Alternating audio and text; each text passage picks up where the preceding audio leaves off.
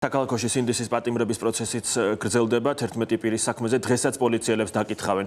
აქამდე შინაგან საქმეთა სამინისტროს ვერც ერთმა თანამშრომელმა ვერ თქვა ვინ მიაყენა დაზიანება.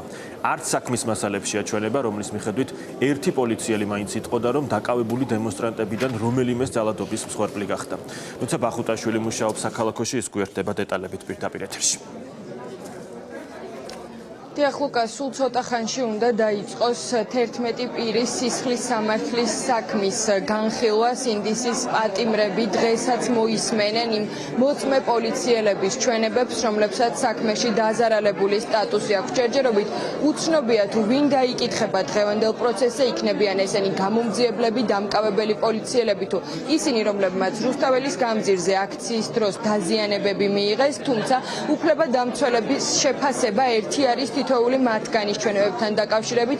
აქამდე გამართულ ვერც ერთ სხდომაზე ვერც ერთმა პოლიციელმა ბრალეულობა 11 პირისგან, რომელიმესი ვერ დაადასტურა, ვერ დაასახელა ვერც ერთი პირი, რომელმაც კონკრეტულ პირებს დაზიანება მიაყენათ, ან თუნდაც რაიმე სახის სიტყვიერი შეურაცხყოფა მიაყენა. ამის დამადასტურებელი მტკიცებულებები არც ჩვენებების და არც დოკუმენტაციის სახით დევს საქმეში. უფლებადამცველები კი ამბობენ, რომ პროკურატურის მიერ წარდგენილი თითოეული მოწმე მხოლოდ აბათილებს იმ ბრალდებას, რომელიც წარდგენილი აქვს 11 პირს.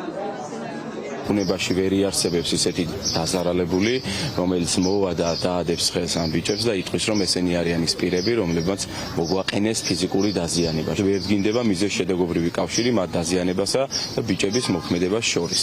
შესაბამისად, ვერც ერთი მათგანი ვერ ამბობს აქამდე დაკითხული პირებიდან, ვერ უთითებს, რაში მიუძღვით ბრალი ამ პირებს და მათ ფიზიკურ დაზიანებაში რა როლი შეიტანეთ მათ. პროკურატურისთვის სავარაუდოდ ისე ვერაფერს ვერ გააკეთებენ საქმეში ეს მოწმეები, იმიტომ რომ უბრალოდ ადამიანებს შემხებობა არ აქვს საქმესა, რომ ძალიან უნდოდეს ამის თქმა ვერ ამბობს ფიზიკურად, იმიტომ რომ არც ერთ მათგანს არ იცნობს, არც ერთი მათგანი არ დაუნახავს, ანდრო ჭეჭინაძე არ უნახავს მას როგორც აქტივისტი, არ უნახავს მისი არანაირი უკანონო მოქმედება. აი ის როგორც მიდის პროცესი და ის და გადაწყვეტილებებსაც უკვე შვალედურად იღებს მოსამართლე, იმის მაჩვენებელი არის, რომ უჭირს ძალიან როგორც მოსამართლეს, ასევე სასამართლოს, რომ გაუძლოს იმ პოლიტიკურ ზეწოლას, რომელიც ამ საქმეზე არის.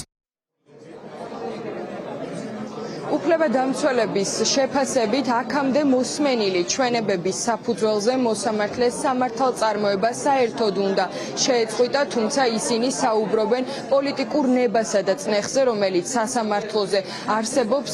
შესაბამისად, ლოგიკურია, რომ პროცესები გრძელდება და მოსამართლე დამოუკიდებელ გადაწყვეტილებას ვერ იღებს. ასეთი არის სწორედ ადვოკატების შეფასება. მათი თქმით, აბსურდული არის ბრალის ჯგუფურობაც. საინტერესოა, ვის მოიყვანს დღეს ბრალდების მხარე დასაკითხად და რა ინფორმაციას მიაწვდიან ისინი სასამართლოს. ამ საქმის მოსამართლე ნინო გაუსტაშვილია, რომელიც დღეს პროკურატურის მიერ წარდგენილი მოწმეების ჩვენებებს მოისმენს.